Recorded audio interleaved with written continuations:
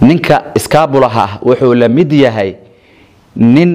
wata toorey bilaagal ah oo bulshada oo dhax ordaayo oo meel cariiri oo bulsho ah oo buuq oo zaxmad ah dhax maraayo qofkaas marka ma ka digtoonaan karaa oo ma iska ilaalin karaa mididaas oo bilaagalka ah inuu bulshada ka ilaaliyo markuu habeenka saaxanayo waa nin kaligiisa cidlo joogo wehel ma haysto bilaa wehel waa asiga sariirtiisa isla sheekeysanayo hadba waa gadgudoomaa hadba dhinac markuu la kulmo qof saaxiibkiisa ama asaagiisa ama iskuul isla dhigin jiray ama jaamacad isla dhigin jiray oo kale ama dariskiisa ah oo asaga iyo xaaskiisa iyo caruurtiisa gacmaha is haysto isdaadhayna markuu arko meelaha xanuuneys meelaha qarrac wuxuu leeyahay alla ma guursatid sometimes waxa dhacdo kale waa dareen ku joog iskaabulo markuu alla maqlo ilna soo istaagis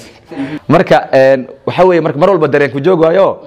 alla iyo allalaas iyo baawur oo aroos galbeed markuu arko meelaha la xabanayso xanuuna ku soo boodaayo waa shallaanaya farto qaniinay wuxuu leeyahay Allah ilaahay maxaa mar hore fadhiga uu ka ciwaysay ninkii asaaga ah hebel aha maanta waxa aroos kala kacsan oo maan dhigtay waa kaasa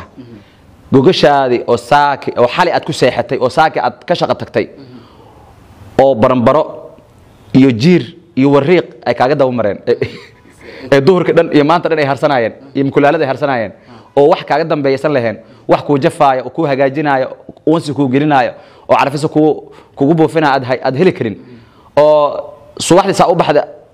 caawa 2 saac ama 4 saac iimaanaysid oo kadib adiga xaqanaysid oo adiga aad googashaada jafanaysid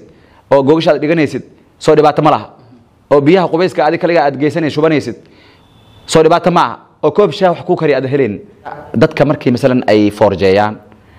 xamaasada qabanayso qaarkoodna isbedelay sameeyaan way maseerinayaan waxa la nacasaata fadhiga ka kac waa shaqaysataa bish intaas oo $100 ku soo gasho cidaad hantiye leeyihiin war fadhiga hebel oo kaaliito ka dhaqaale yar waa guursaday adoo aqoonyahan ah adoo saas oo sheeg hanti haysto ma guursan la waxa kale oo kamid ah horta dhibaatooyinka oo la kulma qofka iskaabulaha waa takooriya waa tuka cambaar leh mar walba waxa waaye macna qof wuxuu dareemaa nuqsaan u dareemaa iskaabulaha waa gurgura iskaabulaha xaafada caaw ma ko saaxdo xaafada saaxiibkiisa habeenada ma kooyina wareegto waa meerto waa wixii asaga laakiin ninka xaaslaha ah waxa waaye meel loo aado leh laakiin hebel aan kale aan raadina war hebel